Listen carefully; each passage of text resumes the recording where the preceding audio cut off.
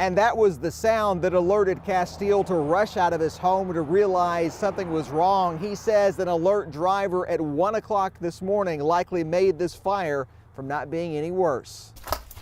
That quick action kept the fire from spreading, and as Castile going around discovering this and that. Figurines inside that case there, they're called mud people. They're pretty good antique pieces. That can be saved. He wrecked my trailer. After the weekend yard sale, and tore the side of it up. Daryl Sutherland says someone stole his trailer full of $50,000 in antiques and rare wares. Crocs, germs, the real expensive items.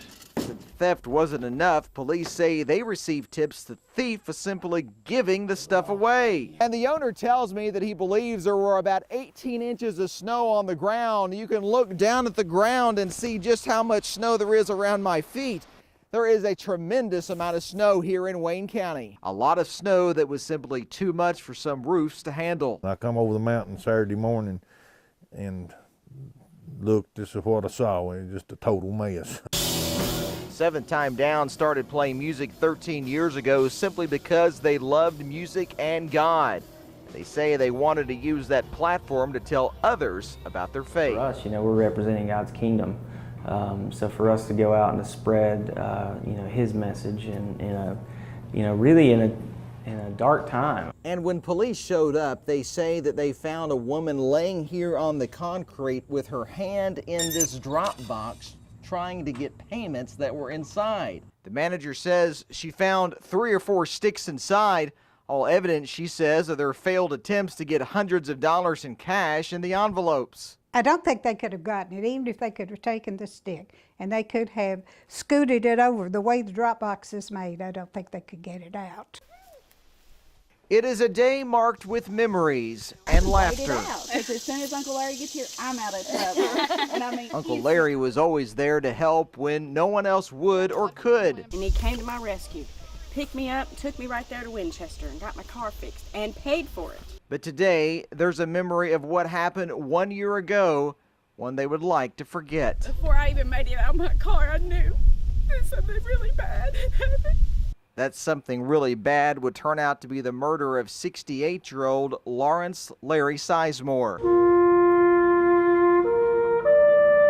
Police say they hope services like this one will jog a memory, cause someone to come forward with a crucial piece of evidence to put the puzzle together. And I think we will find the answer. It's just going to take time and patience and dedication from the KSP.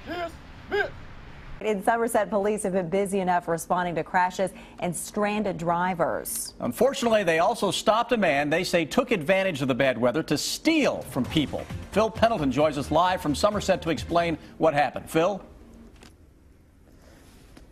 It has been snowing all day long here, but it actually began this morning as sleet and freezing rain, and that's when it changed over to snow, and it's been snowing pretty much all day ever since.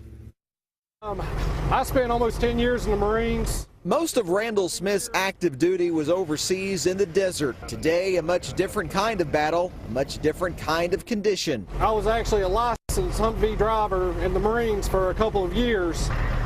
Today, he's out simply helping people. Try to go forward a little bit. Ready? Go ahead. And go. And go. He's driving up and down U.S. Highway 27. A lot of traffic flows through here because of the hospital.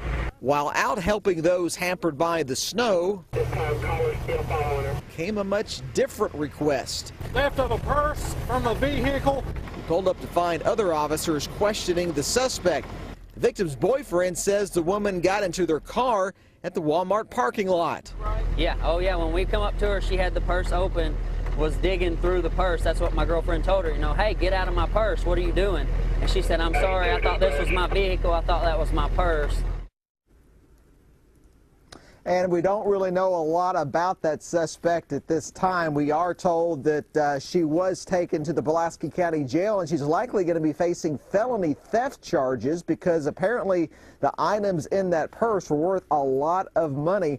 And the people that I talked to say they think that she was simply going up and down cars trying to take advantage of the situation, thinking that police would not respond because they were doing this kind of weather.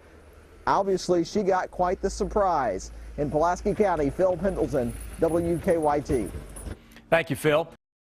What time is it, folks? Every first Saturday in August, I believe Trump will restore America again. people turn out to Fancy Farm for political theater. And because we're good Democrats and unifiers and peacemakers, we're not throwing the bums out. Where the crowd is as much of the show as those performing from the stage. How doth Hillary hate us? Oh, 64. They come for bingo and barbecue. But the main act is always the afternoon political stump speaking. It's been going on for nearly 100 years. I am Jim Gray, and I am the guy who is going to beat Rand Paul. This was the Lexington mayor's first trip to Fancy Farm. Kentucky deserves a senator whose sole focus is Kentucky. He's facing Rand Paul, who last year missed the picnic to focus on his presidential race. The Gray supporters showed T-shirts that he joked Paul should push. Complete with the testimonial from your buddy Donald Trump, which says, Rand Paul is using the people of Kentucky. Paul pointed out the center point problem in attacking Gray. I heard the real reason that the big hole is still there, why he stopped work on the big hole, because he heard there was coal in it. Underlying themes of Clinton versus Trump were behind many of the barbs thrown from the stage. Supporters of Clinton need to apologize to the 15,000 Kentucky coal workers they put out of business. Fancy Farm, a Kentucky town that in August becomes the main event. In Graves County, Phil Pendleton, WKYT. It began before sunup to the applause of family and friends at Bluegrass Airport.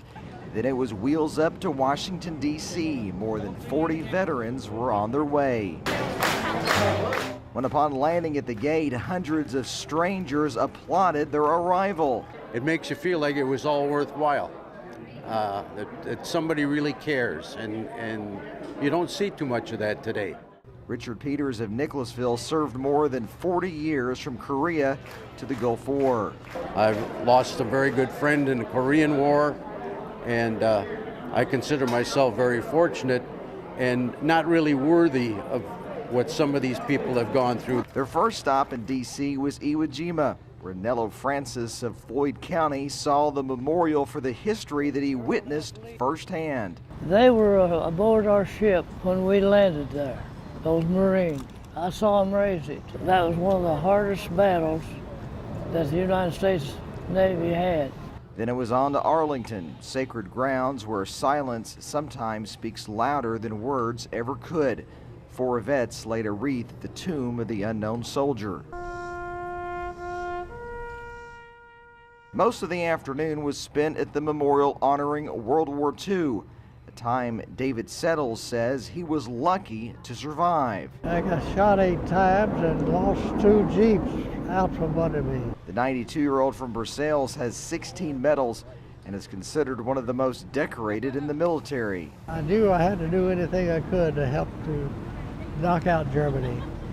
And so that's why when I was told to do something, I did it to the best of my ability. Well, many of these war veterans say that if it wasn't for the honor flight, they would never get to see these memorials, but some have seen it, including the oldest veteran on this trip.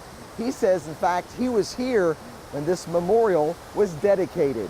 97-year-old Ken Powell says he was in many major battles but was never wounded. I'm emotional when I get thinking about being over there and what went on and so on. So I have a problem that way. After stops at the Korean and Vietnam memorials, a flight home to a welcome like no other they had ever seen. Most said simply a great day for the greatest generation. In Lexington, Phil Pendleton, WKYT.